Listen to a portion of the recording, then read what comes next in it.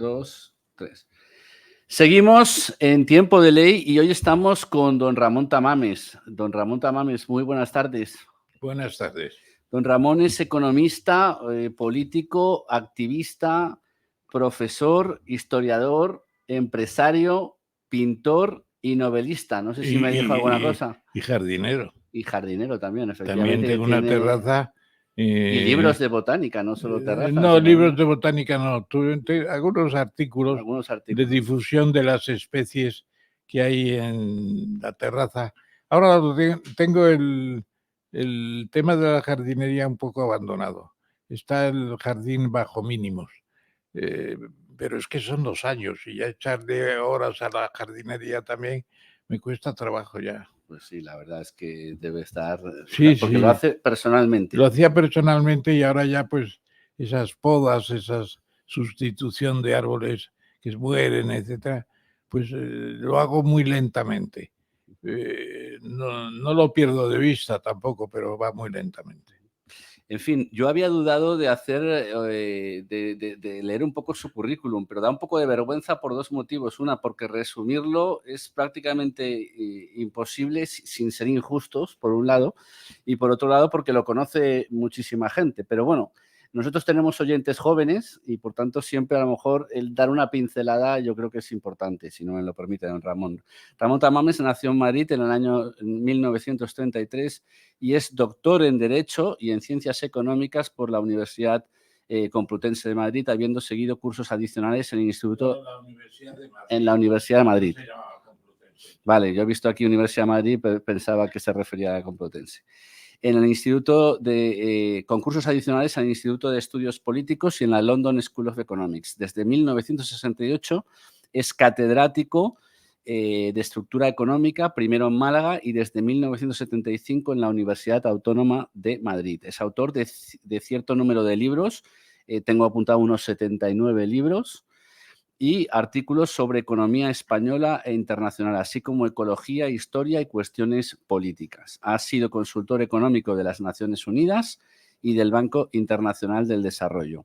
Es doctor honoris causa por las universidades de Buenos Aires, Lima, Guatemala, Pekín y Rey Juan Carlos. Miembro del Club de Roma desde 1992, Cátedra Jean Monnet de la Unión Europea desde 1993, Premio Rey Jaime I de Economía del 97 y Premio Nacional de Economía y Medio Ambiente en el 2003.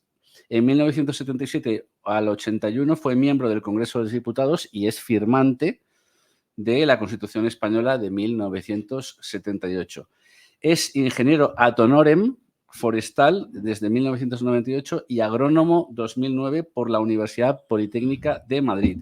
Y el 12 de junio del 2012 fue elegido como miembro de número de la Real Academia de Ciencias Morales y Políticas. Destacar, eso sí, que evidentemente que es licenciado en Derecho y doctor en Derecho, por un lado, y estando en un programa jurídico como es el nuestro, y que desde el punto de vista de su influencia y de representación política, pues fue diputado en el Congreso, como se ha dicho, y también concejal en el Ayuntamiento de Madrid. Y ha sido propuesto, como todo el mundo sabe, recientemente, pues para ocupar la presidencia de gobierno en aquella moción de censura constructiva, que como sabemos es la moción de censura española, pues por parte de Vox.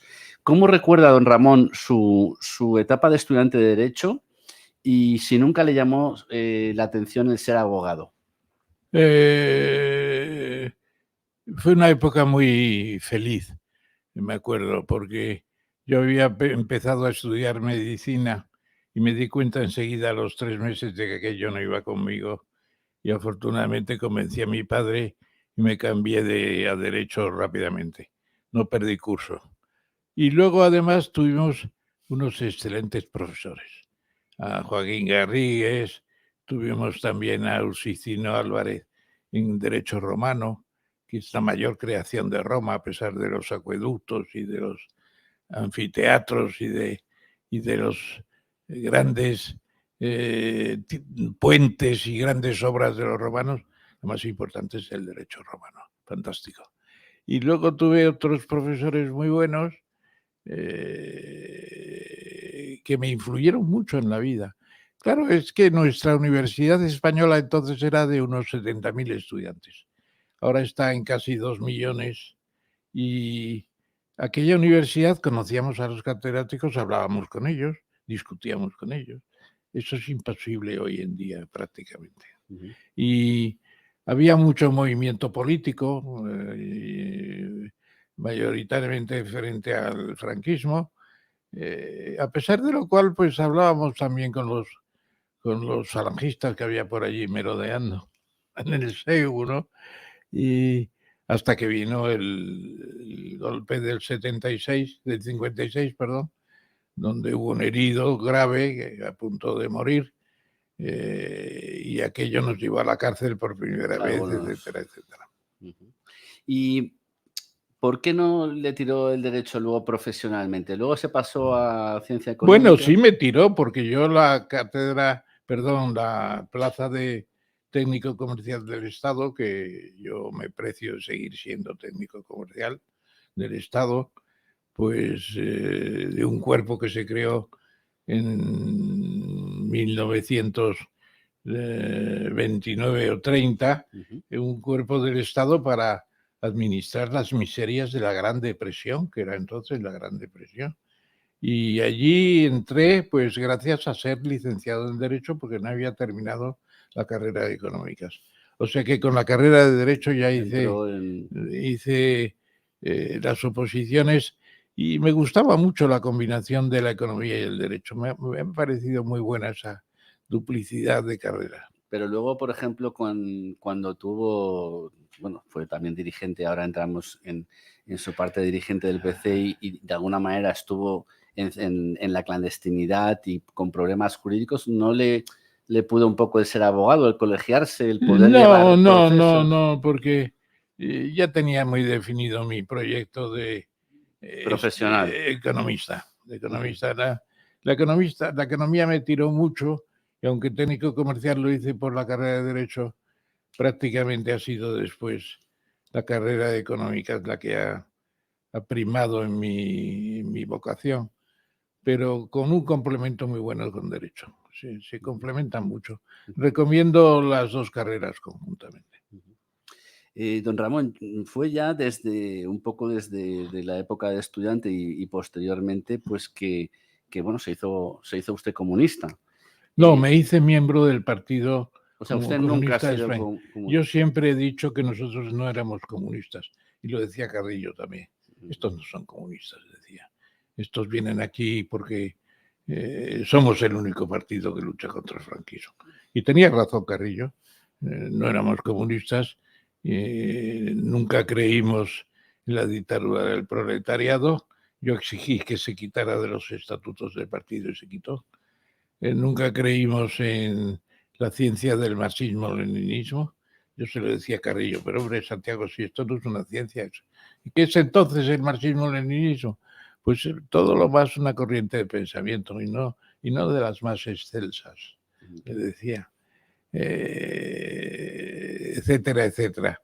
Pero Y luego en la democracia se mantuvo en el me PC. mantuve unos años, pero ya modificando, intentando modificar el partido, democratizarlo, y como no se podía hacer nada con Carrillo por dentro, lo que hicimos la inmensa mayoría de las personas como yo es marcharnos.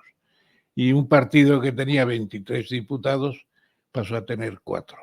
¿Por qué? Porque no se produjo el cambio que tenía que producirse en el propio partido. Carrillo no se enteró de lo que tenía entre manos y quería gobernar el partido como si fuera una célula clandestina y ya no estaba el país para clandestinidades. Pero entonces usted ideológicamente en aquella época se definía como de izquierdas, pero no comunista. No, no precisamente. Yo no Tampoco. veo en mis libros no hay una hay citas de marxistas muy destacados algunos, Ujú. de ellos norteamericanos sobre todo, y se puede decir que en el marxismo hay un método y hay unos sistemas de análisis, pero yo estoy más por la línea del keynesianismo que Ujú. no por el lado del marxiano O sea, sistema. socialdemócrata en cualquier caso. No, no sé exactamente, sí. Yo, por eso nunca hay citas que digan dictadura del proletariado, pues no, marxismo-leninismo tampoco. No, no me interesa eso, me interesa un partido que luchaba contra el franquismo y que quería la democracia y que hizo un compromiso de reconciliación de todos los españoles con base en lo que hicimos nosotros en el 56 de la rebelión estudiantil, que se llama en la historia de España, la rebelión estudiantil. O sea, que lo que es un rebelde, en definitiva. ¿Cómo? Ha sido, que siempre ha sido como un rebelde de alguna manera. Hombre, se ha rebelado en contra... ese sentido, desde luego, y además reconocidamente, me decían algunos colegas del partido, pero ¿cómo le dices esas cosas a Santiago? Decía Jordi Solé, por ejemplo. Porque tengo la razón, por aquí no vamos a ninguna parte y no fuimos a ninguna parte. Y hay un periodista que no me acuerdo ahora del apellido, que contaba que en los tiempos ya de decadencia del PC se encuentra con Carrillo y le dice, oye, Santiago, ¿sabes qué me pasa? Y dice, no, no, ¿qué te pasa? Dice que cada vez me siento menos comunista. Y dice Carrillo, pues a mí me pasa lo mismo. Y dice, ¿y qué vamos a hacer? Dicen, no sé a ti tú te irás del partido, a mí me echarán con toda seguridad. Sucedió así. Efectivamente. Y entonces a don Ramón Tamames en absoluto le sorprendió la caída del muro de Berlín. Supongo que lo veía venir No, desde exactamente, exactamente. Yo, precisamente un libro que me iban a traducir al ruso sobre estructura económica internacional, me pidieron que el capítulo sobre la URSS lo cambiara porque era terrible, ¿no? Aquello no era socialismo ni era nada, era estalinismo puro y duro, etcétera. Yo no cambio nada, pues no se publica ese libro, se publica otro y se publica otro. Es decir, rebelde, pero buscando en los maestros de la economía los grandes avances que hubo, claro. Los conceptos de pleno empleo en Keynes son importantísimos. Los conceptos de medio ambiente incluso algunos análisis marxistas, ¿no? No necesariamente, no necesariamente. El keynesianismo, el propio Keynes reconoce el aporte de Marx, de preocupación por la situación social, etcétera, pero no se inclina por los métodos marxistas. Trabaja más por lo que he dicho antes, del pleno empleo, la sociedad del bienestar, etcétera. Más bien de sociedad del bienestar. ¿Y ahora que estamos en el fin de la historia que decía Fukuyama? ¿Estamos en eso? Pues mire, estamos en un momento muy difícil. Acabo de terminar hace unos días. Nunca se termina un libro, pero en fin, prácticamente está terminado.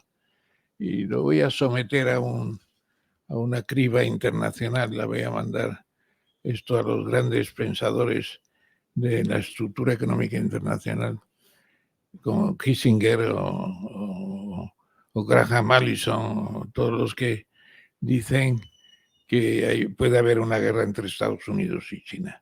Ese es el gran problema. Un enfrentamiento entre China y Estados Unidos que lleve a una guerra atómica de verdad, eso podría ser un desastre. Y en eso estoy centrado ahora, en ese tema. Pero lo que es el modelo de democracia liberal sería un poco el Ese cenit de la historia o tampoco cree en ha él. venido por sí mismo, está en la historia de los hechos políticos. Hay un maravilloso libro de política que no sé si conoce usted, de un tal Sabine. Pues Sabine explica todo eso muy bien, pero está muy bien explicado. Lo importante ahora es si la humanidad va a seguir progresando o que por un problema en Taiwán o un problema aquí o allá nos carguemos el propio Nos planeta. carguemos El el propio tinglado, ¿no? planeta. Nos carguemos. Esa es la cuestión.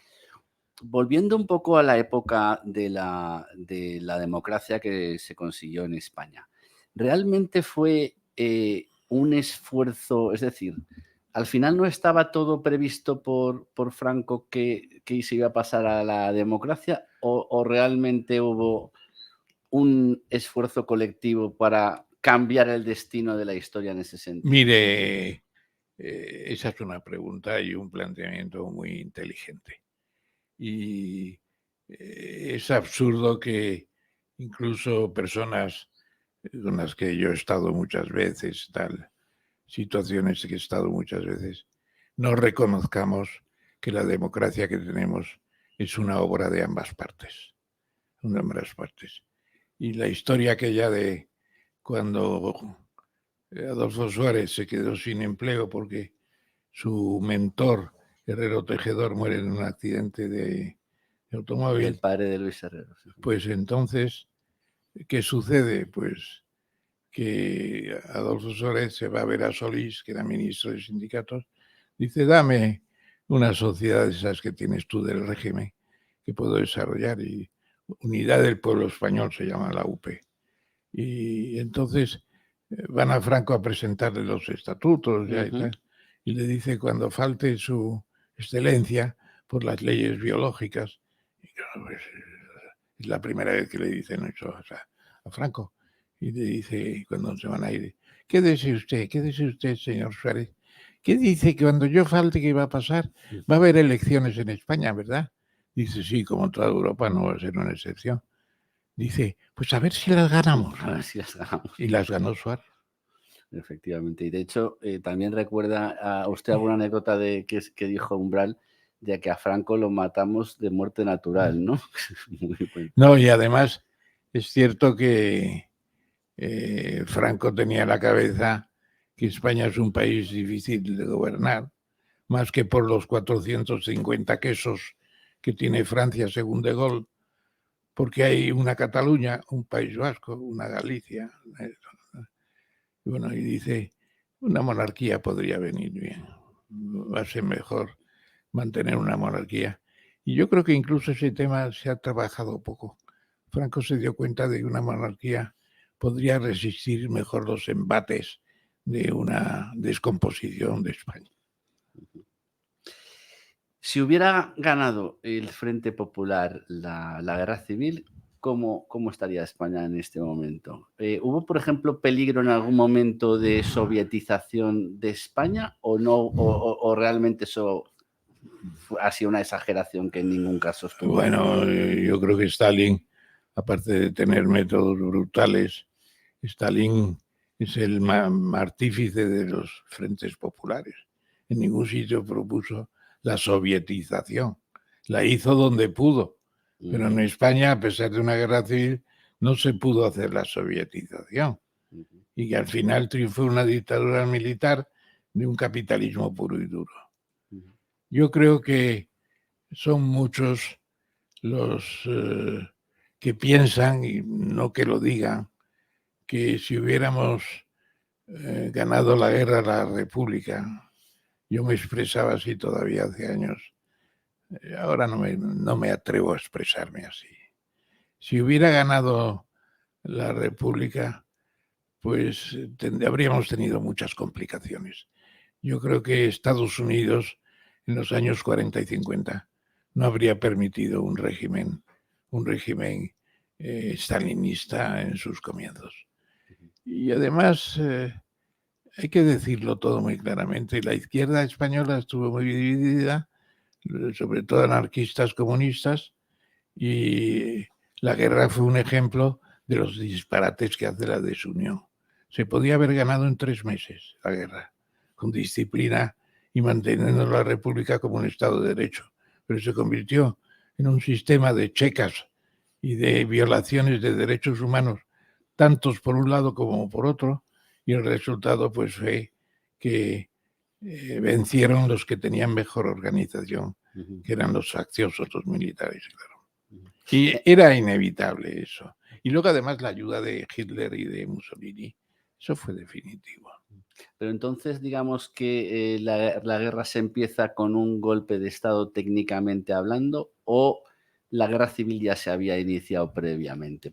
Ya le veía yo a usted venir. Ya no es una trampa saducea, pero se le parece. Es probablemente el británico, ¿cómo se llama? El historiador, ahora no lo tengo en la cabeza el nombre. Él dice que la guerra civil española empieza en el 34, con la Revolución de Septiembre, que ya a partir de ese momento se enconan las fuerzas, todo se plantea como una venganza contra los que han hecho la Revolución de Septiembre, y yo estoy inclinado cada vez más por esa idea. Desde el año 34, la República es una máquina de preparar la guerra por los dos lados. Y los que dan el golpe de Estado contra la República de Trabajadores es el Partido Socialista Obrero Español, sobre todo Largo Caballero. Largo Caballero y Mola son los grandes autores materiales. La posición neutral... Eso salió en la moción de censura. Sí, correcto. Esto se repasó todo, por eso estamos un poco repasando también estas posiciones y porque son evidentemente cuestiones no pacíficas del todo, ¿no? Si hubo un golpe de Estado técnicamente hablando o si por el contrario pues ya se había iniciado la contienda de alguna manera y lo que fue ya se desató de alguna manera por ambos bandos. La posición neutral de España en la Segunda Guerra Mundial ¿fue acertada para los intereses de España geopolíticamente hablando? No tenía Franco otra salida. Franco no podía, después de haber recibido la ayuda de Hitler y de Mussolini, no podía en la guerra mundial pasarse a los aliados. Entre otras cosas porque no se podía haber pasado a Hitler. Era repugnante también para mucha gente en Estados Unidos, en Inglaterra, en Francia, ayudar a un Franco que había hecho la guerra civil. Pero claro. Yo creo que la tentación en todo caso fue pasarse al bando, digamos, del eje, no nunca de los aliados. ¿Hubo una tentación de participar Franco con los aliados? No, nunca de contemporizar. De contemporizar para evitar una invasión de las que fue acertado. De las Islas Canarias. Yo creo que Franco fue el tipo más inteligente que hubo en toda la guerra y favoreció su causa estudiándola y supo oponerse a Hitler. A Hitler no se le oponía a nadie. En eso casi hay un patriotismo anti-hitleriano en Franco, casi. ¿Por qué? Porque le dice España no está preparada, además nosotros queremos unas colonias importantes y entramos en guerra, y Franco dice no hay nada de eso. Ni hay trigo para darles a ustedes, ni hay colonias. Dice Franco, pues no hay España no entró en la guerra. Es muy interesante el libro de Serrano Suñer, de Endaya Gibraltar. Yo creo que es una obra maestra. Serrano Suñer era pro entrada para ayudar. Él parece que en el fondo quería entrar, pero en el libro sostiene la tesis opuesta. Y del que no quería entrar era Franco. ¿Ha llegado hasta ahora las dos Españas, usted cree, don Ramón? Yo creo que ha llegado en buena medida. Sí, ¿quiénes ganaron, los rojos o los azules en la guerra civil? Eso se mantuvo, esa división, mucho tiempo. Nosotros éramos 5 hermanos y en el piso de arriba había una familia que tenían un hijito y él bajaba a jugar con nosotros. Cuando se enfadaba con nosotros, ¿sabes cómo nos llamaba? Rojos, comunistas. Era el insulto preferido, era el insulto que separaba a los españoles, que nos separó por décadas. Hombre, yo creo que ya de resultados de la guerra no, pero Rodríguez Zapatero, con sus historias de memorias democráticas y demás, volvió a abrir esa herida de manera estúpida y contraria, sangrante, porque con la ley de amnistía nos entendíamos muy bien. La monarquía en España, ¿qué aporta en esencia histórica y actualmente? ¿Qué aporta a España? Sí, yo le oí una vez a Jordi Pujol, nos invitó a comer Antonio Herrero, en el que murió el periodista. Allí al lado. Usted participaba con él en varias tertulias. Yo trabajaba con él en la radio mucho. Y fuimos a comer a Horcher, allí al lado. Horcher, sí. Y Jordi Pujol dijo en aquel día, dice, claro, no sé qué, esas cosas que decía él. Decía él, la situación de España. Dice, nosotros Que tenemos... usted se metió con él, ¿no? Aquel día, ¿no? ¿O No, cómo yo fue? no me he metido mucho Que con Antonio él. Herrero le dijo, ¿no? Ah, bueno, sí, Eso, eso tiene usted razón y además se relatan en mis se memorias, relata en más que sus en las memorias. memorias, sí. Sí, me metí con él y Antonio me hizo señal de que atemperase la actitud para no romper la comida, claro. Que tuviera que levantar Jordi y marcharse. Aparte de eso, yo y Jordi tuvimos un buen entendimiento casi siempre. Bueno, entonces, ¿qué pasó? Él dijo, nosotros sin la monarquía nos vamos, más o menos vino a decir. Nosotros tenemos un pacto con el rey, con la monarquía. El rey de España es rey de Cataluña. Y mientras haya eso y derechos políticos y tal, seguiremos. Esa Y, versión y medieval que tenía de la Cataluña, sí, ¿no? sí, Como sí, un sí, sí, pacto un ahí. pacto, un pacto. Al fin y al cabo, el pacto no se llegó a producir nunca formalmente, porque cuando el primer rey de España, ¿quién es? Pues es Carlos I, que jura en Castilla y jura en Aragón. Y, y es rey de España por primera vez. Bueno, pues ese es el pacto. Sí, mantenimiento de las instituciones. Cuando las instituciones se quieren cambiar por la unión de armas del conde duque de Olivares, la cosa empieza a fallar. Y luego cuando se quiere homogeneizar toda España con un sentimiento jacobino, pues surge la Lliga y de la Lliga surge lo demás. Y claro, pues yo creo que con la monarquía es más fácil mantener una unión de España. Y los Estaba, vascos, muchos recurren también a las iglesias judaderas, que siguen jurando ya los fueros. los fueros todavía. Estaba pensando ahora que hablaba en que hay como en cierto paralelismo entre Jordi Pujol y el rey emérito, en el sentido de que uno fue perseguido por la dictadura y por tanto, de alguna manera, se sentía como amenazado y probablemente el hecho de que desviara o el famoso testamento del abuelo Florenzi.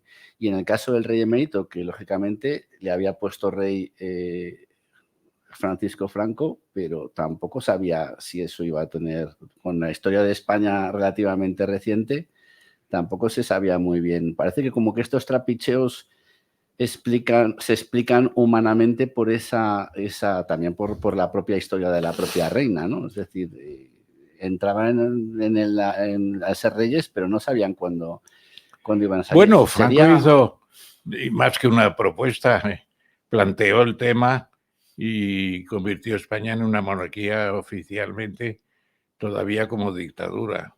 Los años 75 y 76 y parte del 77 son una dictadura todavía. Pero claro, los franquistas que quieren democratizarse porque entienden que España tiene que estar en Europa y en Europa no cabe sino democracias, pues esos dicen vamos a hacer otra cosa. Y ahí es donde aparece el trío de Torcuato Fernández Miranda, de el arquitecto el el rey y el propio o sea, el arquitecto me refiero de la Adolfo Suárez, democracia o Adolfo el Suárez. ideólogo, ¿no? Y la ley de reforma política es una obra de arte. Es una obra de arte. Que luego se fue un poco injusto con él, ¿no? Con Torcuato, ¿no? Fue ¿Quién? el rey y Suárez un poquito... No, se separaron. Se separaron porque Torcuato no quería los estatutos de autonomía. Las nacionalidades, O a como lo se mejor dice. esperaba ser el presidente de gobierno, No, no, él ¿no? quería llegar a un pacto, pero un Lo pacto diseñó determinado, diferente, lo diseñó no diferente. uno que permitiera en el futuro separarse.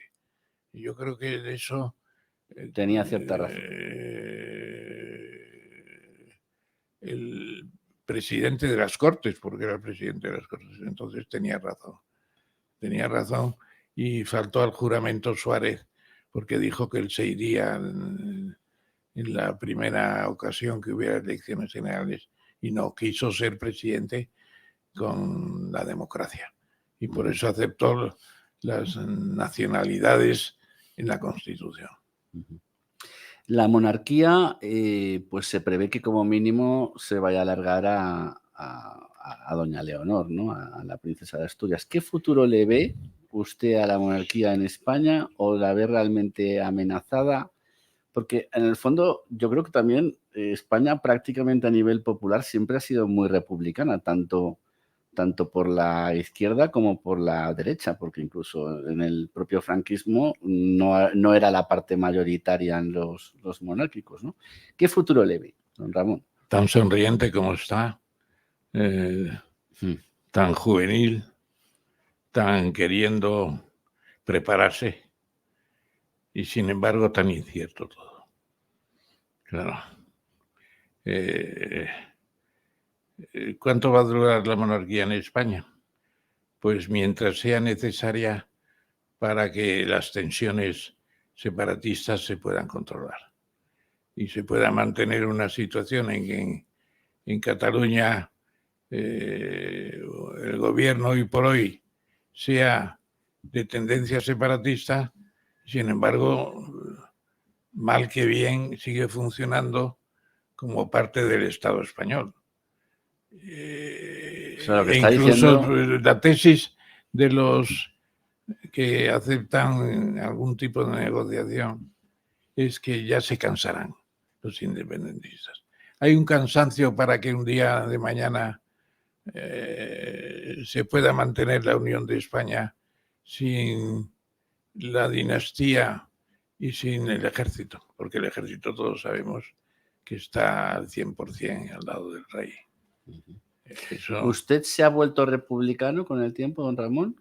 Digo, perdón, monárquico con el tiempo. Yo soy monárquico parlamentario desde que ahí sí que asumo la decisión del PC en el sábado de gloria aquel de presentarnos con la bandera y presentarnos con la aceptación de la monarquía parlamentaria para entrar en el proceso democrático. Y no lo he cambiado. Y mientras no cambie la Constitución, no lo cambio.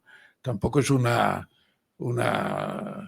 situación como para decir moriré hasta la muerte, llevaré la bandera de la democracia. No es esa situación. Es un buen arreglo el que se hizo, aceptar eso para garantizar una continuidad política en la democracia. Yo creo que sí. Don Ramón, ¿el proceso independentista catalán lo hubiera usted cortado antes? ¿De alguna manera se hubiera podido cortar? Yo lo habría contado en los tiempos de Rajoy. Un entendimiento entre Rajoy y Artur Mas. No sé si se acuerda usted del librito ese de Cataluña. No sé si en ese librito, en Más que unas memorias, estaba yo presentando a Artur Mas en Madrid, en una entidad financiera que organizaba un acto, y él era el enfant terrible, ¿no? El enfant de Jordi Pujol, y ya estaba casi de conseller en cap o lo que fuera. Y estamos los dos echándonos agua, no sé si las dos son de Vichy catalán. Bueno, él no era separatista, lo que pasa es que la idea de que en la depresión de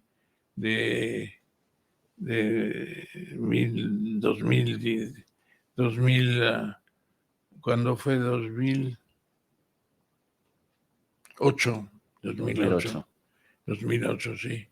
Los recortes, toda la historia, todo lo que padece Cataluña como el resto de España, pues quiere aliviarlo, por lo menos aparentemente, y plantea una solución anteriormente rechazada por los catalanes, que era la solución vasca. Y luego incluso reduce aún más, y son una serie de reivindicaciones que nuestro llorado amigo Francesc Granel cifró en 9.000 millones de euros, me parece. No digo que se hubiera resuelto el problema con Rajoy estudiando esas medidas, pero ni las estudió ni las quiso estudiar, dada su normal vagancia, y yo creo que Rajoy ha causado mucho mal. O sea, que se pudo haber parado con un acuerdo, una negociación. Con alguna negociación que se podría haber encauzado incluso era un estatuto de carácter especial. Perjudicó mucho la causa. Actualmente, don Ramón, del 1 al 10, contando el 1 como extrema izquierda y 10 como extrema derecha, ¿dónde está usted? ¿Cómo se siente? No creo en esas proposiciones algorítmicas, no creo en ellas, y no creo que se pueda poner uno en medio. En medio está la virtud, dice Horacio. Bueno, decía Horacio. Bueno, es verdad, muy bien puede estar, pero yo creo que no hay métodos de medición que permitan esas precisiones, No. ¿Ha perdido muchas amistades por política? No, ninguna. Yo creo que ninguna, prácticamente. Querría ahora recordar alguna. Un compañero del cuerpo de técnicos comerciales con el que había trabajado mucho en Ginebra, en los organismos internacionales, cuando se enteró que era del PC, pues el año 75 me escribe una carta muy irritada. Ese es un caso. Pocos más tengo, no tengo muchos más. Y luego incluso en la familia tengo algunos que disienten de mí de manera total, pero no me afectan moralmente. Una parte de mi familia no estuvo por la moción de censura, pues ¿qué le vamos a hacer? Pero en la moción de censura, por ejemplo, nadie me ha dicho nada molesto de ello. Y los que se han manifestado muy entusiasmados de cómo lo dije, etcétera. Y no sé, desde luego no me van a hacer consejero o delegado. Le hubiera gustado, en cualquier caso, no digo ahora, digo en general en su vida, haber sido presidente de gobierno. Hombre, a todo el mundo le gusta un dulce. Y por eso, aunque fuera una especie de extraña fantasía la moción de censura, a uno le llega al alma. Dice, caray, un país como España te propone ser presidente del gobierno, pero ¿qué es esto? Bueno, y yo tendría que haber dicho, dejen ustedes votar a todos según su conciencia y en secreto en la moción de censura. Digo, habría que cambiar el procedimiento, no me gusta este procedimiento. Podríamos ganar muchos votos para el caso que tengo presente. Da la sensación de que usted ha siempre tenido como un bagaje muy coherente y muy de frente, y a veces para llegar a ser presidente de gobierno o para ser un líder de un partido político con opciones de ganar unas elecciones, pues a lo mejor usted hubiera tenido que pasarse al PSOE o hubiera tenido que hacer cierto politiqueo que usted no ha estado dispuesto a hacer, ¿no? Probablemente, ¿no? Sí, tiene usted razón. O sea, le ha faltado esa habilidad. Habilidad y decisión. Decisión de hacer un esfuerzo inaudito. Hubo un momento que estuve a punto de hacerlo, pero me retiré un poco miserablemente. Lo reconozco. Yo no... ¿Se arrepiente? Pues no lo sé, porque al fin y al cabo la vida es algo que un día se va por un sumidero. Se va por un sumidero y se pierde la vida y ya. Allegados son iguales los que viven por sus brazos y los ricos, que diría el Bate. Bueno. O sea, le pudo el hombre me de arrepiento, reflexión. me arrepiento. Pues no, porque tiene que haber situaciones de todo tipo y a mí me ha tocado una situación en parte contribuyendo por mí mismo. Decía Paco Fernández Ordóñez, dice, Ramón es estupendo. Dice, es como una vaca que da una leche estupenda, se va llenando el ¿cómo se llama? La olla o la cántara, se llena de leche buena. Y en un momento la vaca le pica una mosca, da una coz y tira la cántara. Bueno, pues es un poco la disyuntiva siempre entre el intelectual y el hombre de acción, ¿no? Al intelectual que en un momento dado hubiera gustado ser hombre de acción, ¿no? Y es ese tirantez, ¿no? Que siempre hay, ¿no? Sí, siempre ha habido otros factores secundarios aparentemente. Este hizo un análisis muy curioso. ¿Cómo se llama el valenciano de la tranvía a la... Blasco Ibáñez. ¿Eh? Blasco Ibáñez. No, el otro, el actual. El actual Llorente, no, ¿cómo se llama? Torrent, Ferran Torrent, no. No, el que escribió tranvía a la... Malvarrosa no era Ferran, no sé exactamente ahora. Es un escritor del País que escribe todo. El guionista, Manuel Vicent. Manuel Vicent. Manuel Vicent hizo un análisis de mi persona que está en Más que unas memorias y yo creo que es el mejor análisis. Que se ha hecho. Puedes buscar y hacer un extracto. Pues lo buscaremos. Cambiando de registro, ¿el GAL fue necesario? El GAL, yo creo que no fue necesario propiamente. Habría sido evitable. Pero indudablemente cuando se aceptan métodos irracionales y terribles por parte de una organización que pretende superar los altibajos y pretende superar las condiciones malas de todo, es una equivocación recurrir a la fuerza y a la violencia del Estado. Yo creo que fue evitable y además fracasó. El terrorismo yihadista, ¿está dormido? ¿Cómo prevé que evolucionará? Y el islamismo en general, ¿cómo? Yo a Esteban, el director de PNV que está en las Cortes, Aitor Esteban me parece que es, ¿no? Aitor Esteban. Sí, que intervino y yo le respondí, pues yo creo que ETA tuvo una ocasión de oro de disolverse el año 77. Yo lo dije en las Cortes, en la moción de censura. Digo, si tenéis lo mejor de los dos mundos, tenéis el estatuto con un sistema de hacienda confederal, administráis los recursos de vuestro país y tenéis el mercado español y todo lo que es España con la que habéis estado siempre. Es absurdo esto.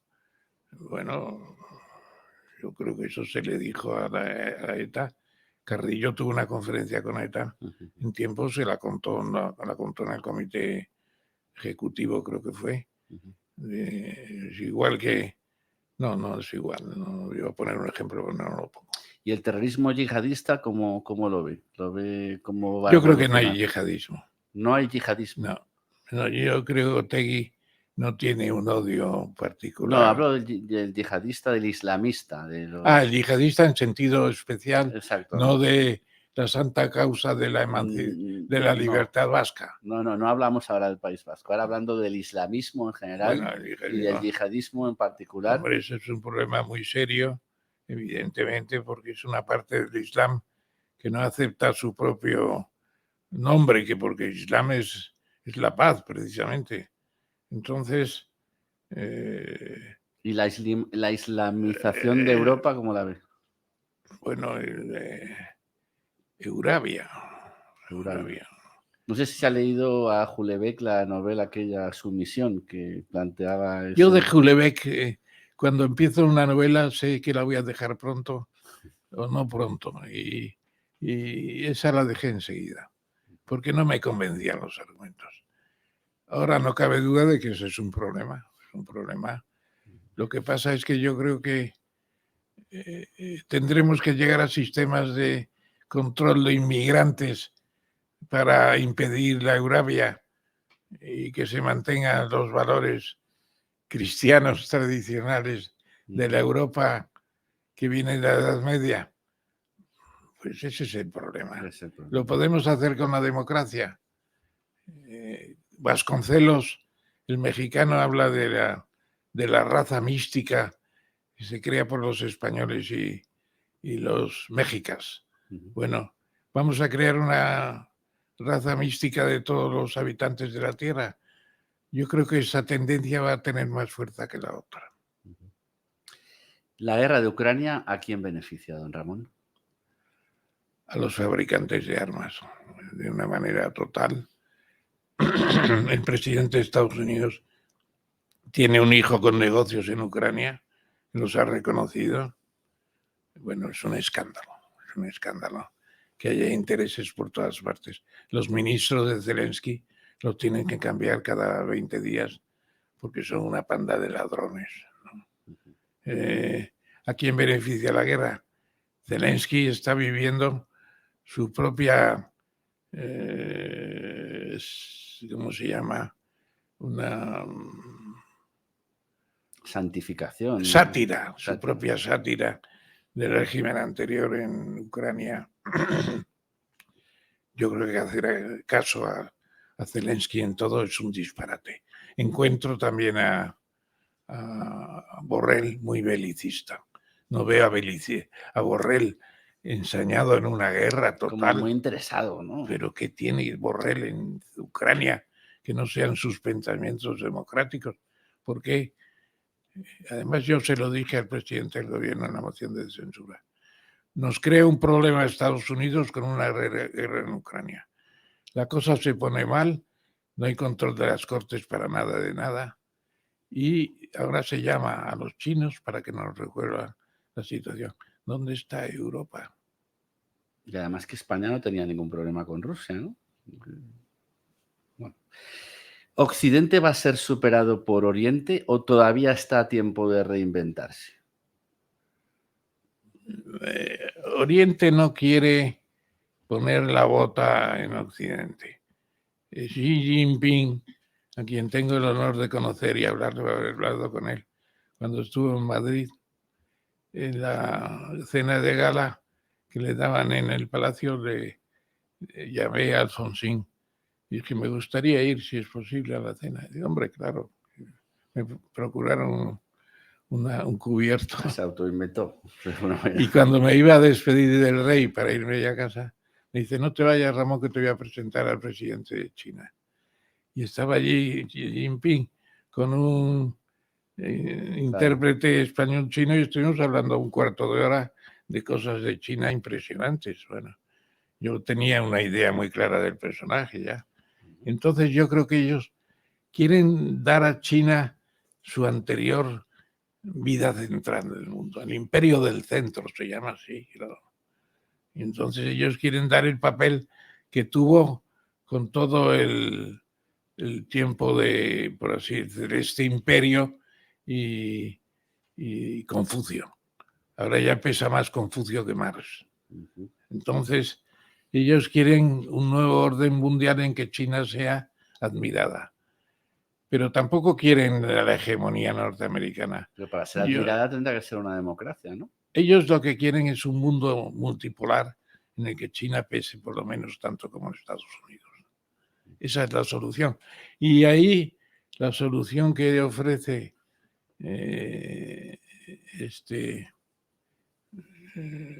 Graham Allison, profesor de Harvard, sucesor de Henry Kissinger, la célebre trampa de Tucídides.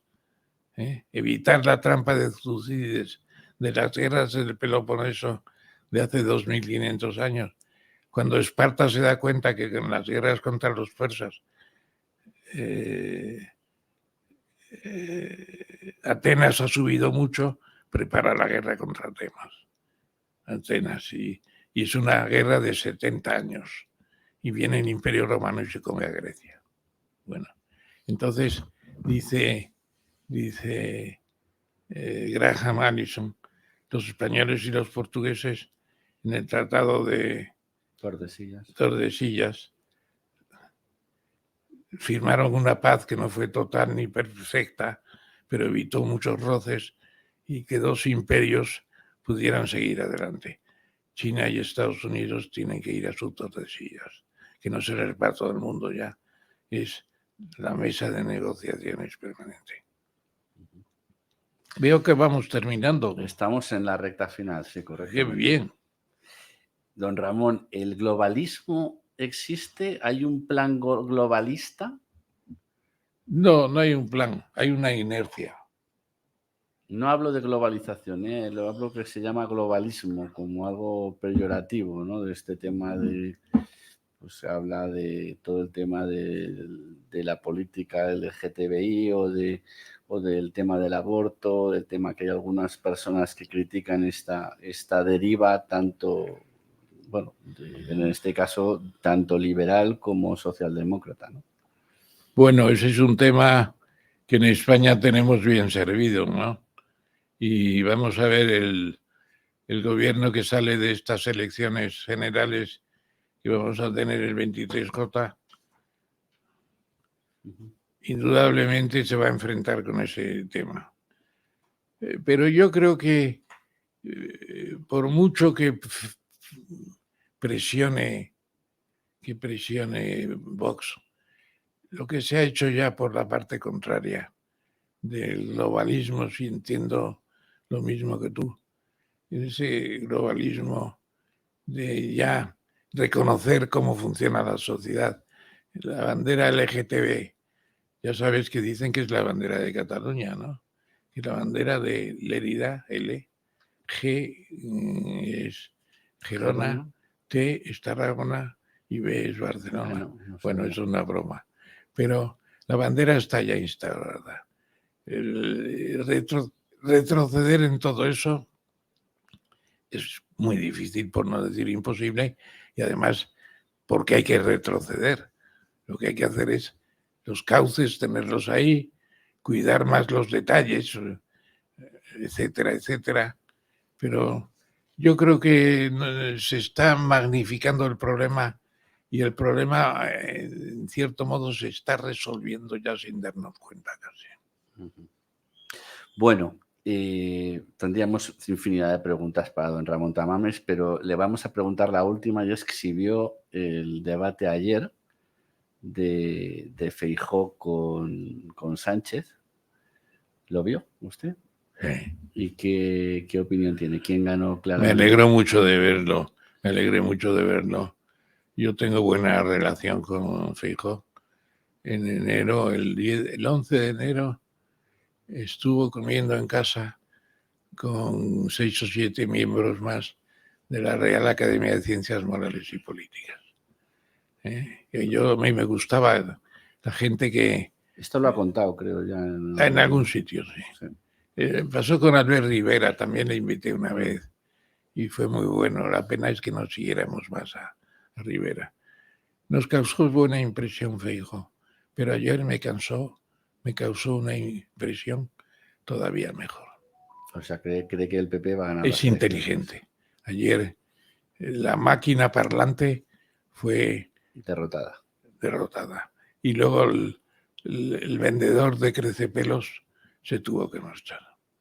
Y hoy he visto que además no es persona que cambie nunca, porque ha llegado a Vilnius, allí ¿cómo se llama esta república báltica? Sí. Estonia. Georgia, no, Estonia, no. Lituania y... Lituania era. Lituania. Sí, correcto. Sí, Lituania es Vilnius, claro. Bueno, pues ha llegado allí como quien llegaba de una fiesta de cumpleaños y le habían dado todos muchos besos al marcharse. Es un hombre que ha perdido el concepto de sus capacidades y tiene el síndrome de la Moncloa, que es creerse todo lo que le dicen allí, creerse que es verdad, y claro, no es verdad. Lo de la moto. Bueno.